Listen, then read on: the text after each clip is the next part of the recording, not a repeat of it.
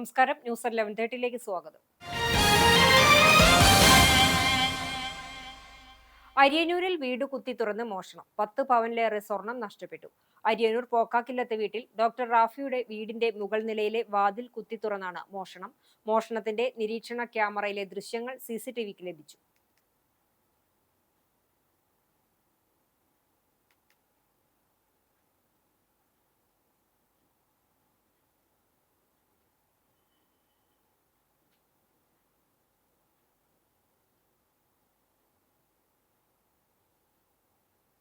ശക്തമായ കാറ്റിലും മഴയിലും തെങ്ങ് വൈദ്യുതി ലൈനിലേക്ക് മറിഞ്ഞു വീണ് കുന്നംകുളം ചെറുവത്താണി റോഡിൽ മണിക്കൂറുകളോളം ഗതാഗതം തടസ്സപ്പെട്ടു.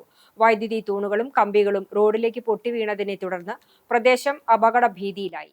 തെങ്ങ് വീണ് വാനും സ്കൂട്ടർ യാത്രക്കാരും അപകടത്തിൽപ്പെട്ടെങ്കിലും ആർക്കും പരിക്കേൽക്കാതെ അത്ഭുതകരമായി രക്ഷപ്പെട്ടു. വൈദ്യുതി കമ്പികൾ പൊട്ടിവീണ ഉടൻ വൈദ്യുതി ബന്ധം വിച്ഛേദിച്ചതിനാൽ വൻ ദുരന്തം ഒഴിവായി. സംഭവത്തെ തുടർന്ന് മണിക്കൂറുകളോളം റോഡിൽ ഗതാഗതം പൂർണ്ണമായും തടസ്സപ്പെട്ടു.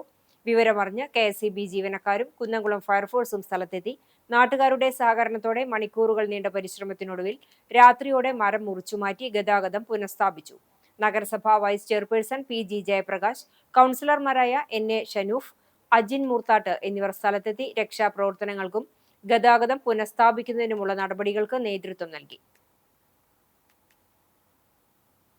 മുഖ്യമന്ത്രി സ്ഥാനത്തേക്ക് 99% സാധ്യത KC വേണുഗോപാലിനെന്ന് KC പക്ഷ നേതാക്കൾ. പിന്മാറില്ലെന്ന സന്ദേശം രാഹുൽ ഗാന്ധിയെയും മല്ലികാർജുൻ ഖാർഗെയെയും അറിയിച്ചു. ഒട്ടും മയം വേണ്ടെന്ന നിലപാടിലാണ് KC പക്ഷം.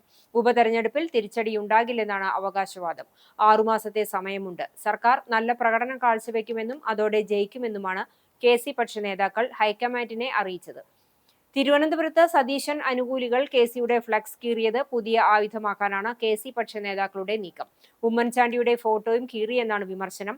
ഹൈക്കമാൻഡ് നിരീക്ഷകർക്കെതിരെ VD പക്ഷം പ്രചാരണം നടത്തിയെന്ന പരാതിയും ഉന്നയിക്കും. അതേസമയം VD പക്ഷവും ആത്മവിശ്വാസത്തിലാണ്. എല്ലാ ഘടകങ്ങളും പരിശോധിക്കണം എന്ന് സതീശൻ ആവശ്യപ്പെടും. MLA-മാരുടെ എണ്ണം മാത്രം കണക്കിലെടുക്കരുത്. മത്സരിച്ചത് മുന്നണിയായിട്ടാണെന്നും ഘടക കക്ഷികളുടെ അഭിപ്രായവും കണക്കിലെടുക്കണമെന്നും ആവശ്യപ്പെടും. എന്നാൽ സീനിയോറിറ്റി പരിഗണിക്കണമെന്ന ആവശ്യവുമായി രമേശ് ചെന്നിത്തലയും രംഗത്തുണ്ട്. തിരുവത്ര പുത്തൻകടപ്പുറത്ത് ശക്തമായ കാറ്റിൽ മരം കടപുഴകി വീടിന് മുകളിലേക്ക് വീണു. ചാവക്കാട് നഗരസഭ 33-ാം വാർഡ് ചീനിച്ചുവടിയിൽ താമസിക്കുന്ന തണ്ണിത്തുറക്കൽ അബൂബക്കറിന്റെ വീടിന് നാശനഷ്ടങ്ങൾ സംഭവിച്ചു. സമീപമുള്ള പറമ്പിലെ കൂറ്റൻ പൂമരമാണ് വീണത്. ഇന്നലെ രാത്രിയിലാണ് സംഭവം. കടവല്ലൂർ കൃഷിഭവന്റെ ആഭിമുഖ്യത്തിൽ ഭാരതീയ പ്രകൃതി കൃഷി പദ്ധതിയുടെ ഭാഗമായി കർഷകർക്ക് പരിശീലന പരിപാടി സംഘടിപ്പിച്ചു. ജൈവ കൃഷിരീതികൾ, ജൈവ കീടനാശിനികൾ എന്നിവയുടെ നിർമ്മാണവും രീതികളും പരിശീലനത്തിൽ വിശദീകരിച്ചു. രാസ കീടനാശിനികളുടെയും രാസവളങ്ങളുടെയും അമിത ഉപയോഗത്തിന്റെ ദൂഷ്യവശങ്ങളെക്കുറിച്ചും പരിശീലനത്തിൽ ബോധവൽക്കരണം നൽകി.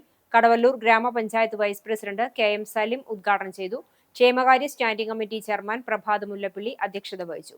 സ്റ്റാൻഡിംഗ് കമ്മിറ്റി ചെയർപേഴ്സൺമാരായ AP ഹസീന അഷ്റഫ് സംസാരിച്ചു. കുന്നംകുളം കൃഷി ഓഫീസർ S ജയൻ പരിശീലന ക്ലാസുകൾക്ക് നേതൃത്വം നൽകി.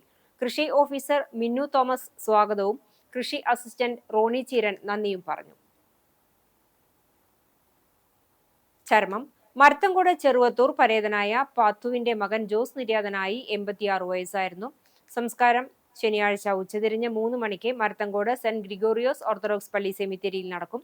തങ്കമണിയാണ് ഭാര്യ. സുരേഷ്, സുജ, സുധീഷ് എന്നിവർ മക്കളാണ്. ഇതോടെ ന്യൂസ് 11:30 സമാപിക്കുന്നു. നമസ്കാരം.